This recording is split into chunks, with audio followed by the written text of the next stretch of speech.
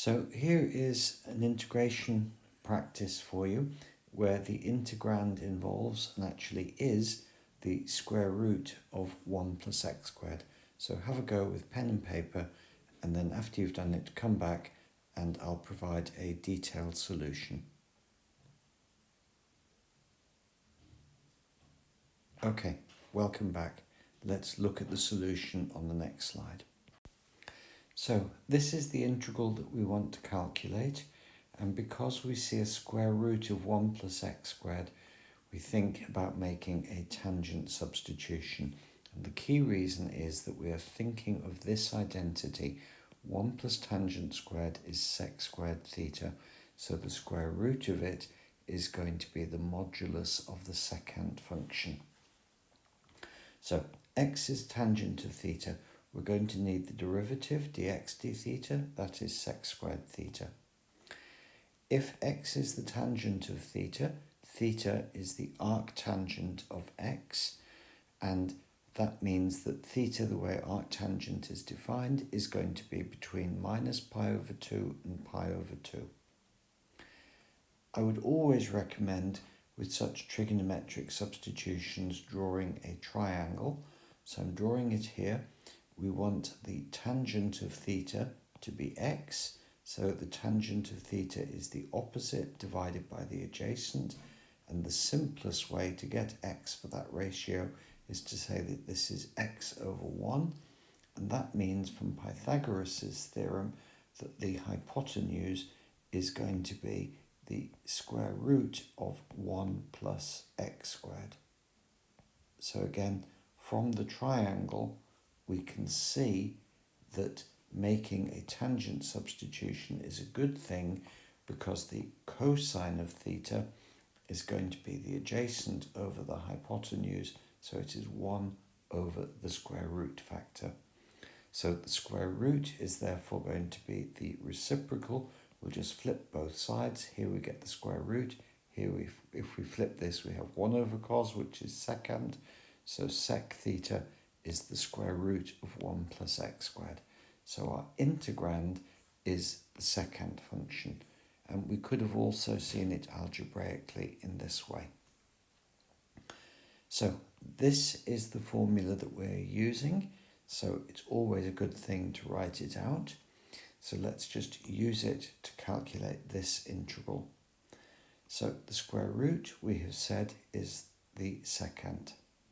The derivative that we are inserting by hand in our formula is sec squared theta. So we have sec theta times sec squared theta, and now integrated with respect to our lovely new variable. So I can't just write down the answer for the integral of sec cubed theta.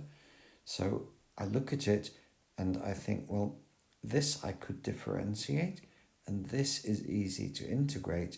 So perhaps integration by parts, and I've written out the formula here again, is a useful thing to do.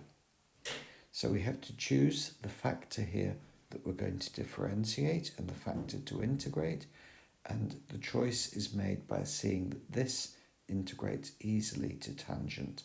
So this we will differentiate, and the derivative of sec is sec times tan, and the integral of sec squared is tan. So now I have everything ready to put into this formula.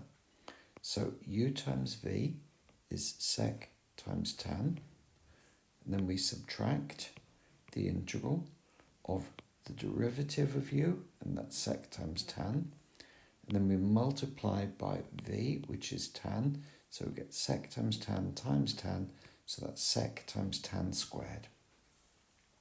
Now, we started off with the integral of sec cubed theta, and if we rewrite tan squared as sec squared minus 1, and whenever we're integrating or differentiating secants and tangents, this formula turns out to be so useful.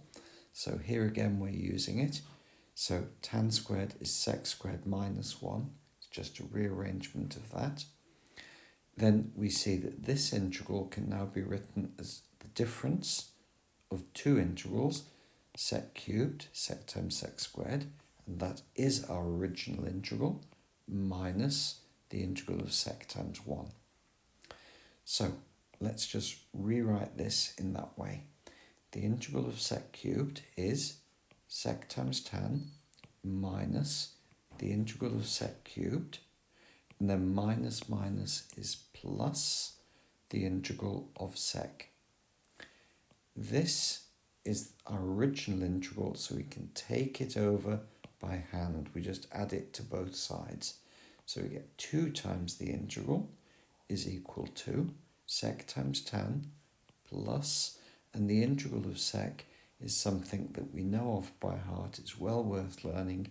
It is the logarithm of secant plus tangent. And then we've performed all the integration on this side, so we should just add an integration constant. So our integral was the integral of sec cubed, so our integral is just going to be a half of all of this because of this factor of 2. So I'll just put a half, open a big brackets, and now all of this we could rewrite from this, but it's so easy to use the tangent. Secant is, we've said, square root, and again you can see it from here. And the tangent is x, and again you can see it from the triangle.